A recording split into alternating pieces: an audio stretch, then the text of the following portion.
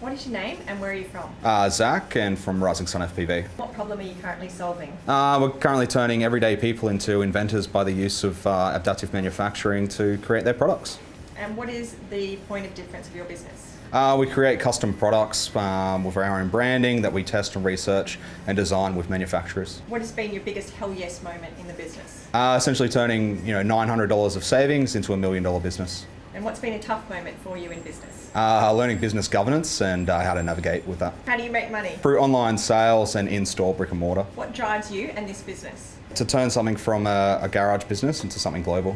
Do you think Townsville's a great place to run or start a business? Yes and no. I think that it could be a lot better just with access to the port and that kind of thing. And what do you need to get to the next level? Capital, really. Why should an investor trust you with their money?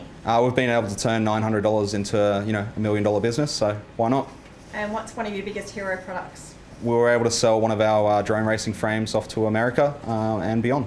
And how do people find you? Fantastic, but mainly just on Google.